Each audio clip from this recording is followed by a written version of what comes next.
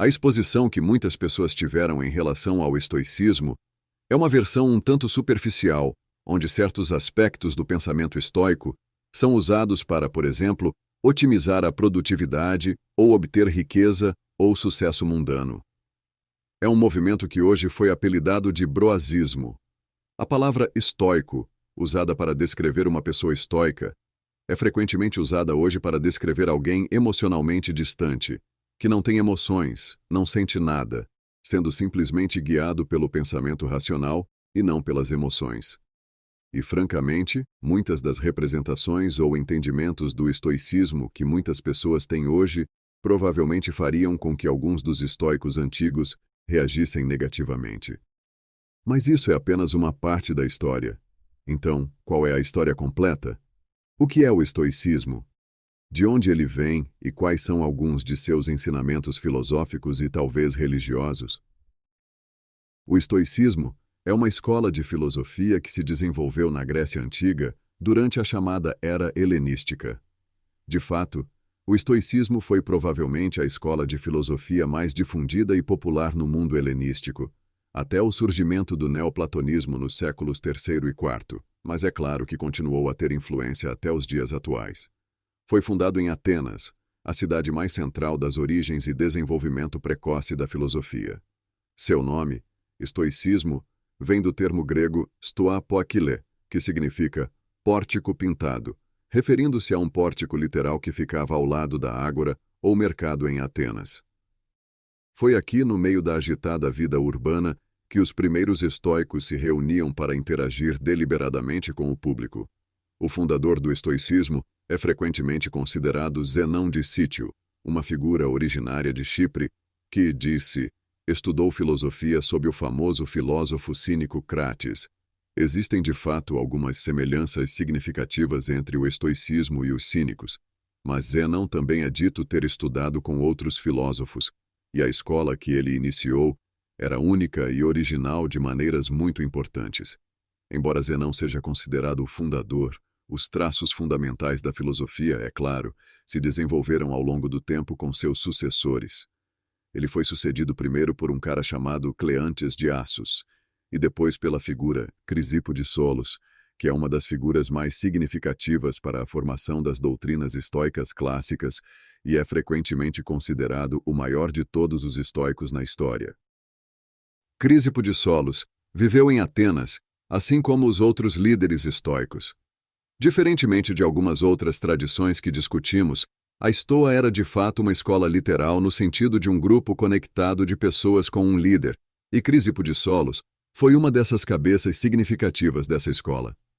Dizem que ele escreveu uma quantidade insana de obras, mais de 700 livros, nos quais apresentava suas interpretações das ideias de Zenão e os princípios básicos do estoicismo. Não me dá prazer dizer que nenhum desses trabalhos sobreviveu. No entanto, conhecemos as ideias e a importância de Crisipo por meio de referências e citações em outras obras. E podemos ter uma ideia de seu pensamento. A importância desse cara para o estoicismo não pode ser exagerada. Ele fez inovações significativas em todos os tipos de campos filosóficos, talvez principalmente na lógica, e teremos tempo para discutir algumas dessas ideias em breve. Agora, o estoicismo é uma dessas chamadas escolas helenísticas de filosofia, ao lado de outros grandes grupos como os céticos, a Academia Platônica e os epicuristas, bem como, é claro, os cínicos, peripatéticos e outros. Eles frequentemente se envolviam em polêmicas e debates com essas outras escolas, especialmente os céticos, que eram seus arqui-inimigos. E para entender o estoicismo, é útil ter uma compreensão desse ambiente filosófico maior. De fato, uma coisa que unia todas essas escolas era a reverência pela figura de Sócrates. Os estoicos, os céticos, os cínicos, os epicuristas, todos afirmavam representar as ideias de Sócrates, pelo menos em algum sentido. O problema era que todos interpretavam essas ideias de maneira diferente. Conhecemos Sócrates e suas atividades, principalmente pelos discursos de Platão e aqueles que seguiram Platão e sua academia. Os acadêmicos, é claro, consideravam Sócrates um modelo fundamental, e enquanto a academia inicial estava preocupada em tentar descobrir quais eram as doutrinas reais de Platão, Muito em breve houve uma mudança importante de foco. Em vez disso, os acadêmicos pareciam extrair dos diálogos o tema principal do ceticismo.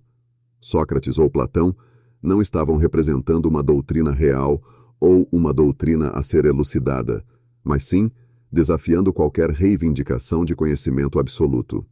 Assim, a Academia Platônica tornou-se a escola conhecida como os céticos, cuja principal característica filosófica está praticamente no próprio nome. Eles acreditavam que não podemos alcançar certeza ou conhecimento verdadeiro sobre nada no mundo, embora possa haver diferentes níveis de plausibilidade, pelo menos em algumas escolas ou ramos do ceticismo. Isso, é claro, é uma apresentação muito breve e generalizante, mas é o cerne desta escola. Os epicuristas, uma escola fundada pela figura Epicuro, eram hedonistas por natureza. Eles acreditavam que o que deveria ser buscado na vida era o prazer, embora de forma moderada. De fato, uma das características comuns a todas essas filosofias é o objetivo na vida, algo chamado de ataraxia, que significa algo como ausência de perturbação ou problemas, talvez traduzível livremente como contentamento. Às vezes é traduzido como felicidade, mas isso não faz justiça. Então, como se alcança esse estado de ataraxia? E, relacionado a isso, qual é a natureza de uma boa vida? O que é bom, afinal, sendo definido aqui como algo desejável por si só? Para os epicuristas, a resposta era bastante simples. O bem mais alto na vida é o prazer. O prazer é a única coisa valiosa neste mundo. Uma vez que eles eram materialistas, essa era uma conclusão bastante óbvia. Mas não é hedonismo no sentido mais crasso. As ideias de Epicuro são realmente muito mais complexas do que isso. Ele sugere um tipo de estilo de vida estético como a melhor opção, onde o verdadeiro prazer é a ataraxia, ou o contentamento que vem com um estilo de vida moderado, e os prazeres resultantes disso. Os céticos acadêmicos tinham uma ideia diferente. Para eles, nenhum conhecimento certo estava disponível para os humanos. Então devemos suspender o julgamento de qualquer coisa que sabemos, perceber que não sabemos nada com certeza, e é apenas neste estado mental que a ataraxia é alcançada.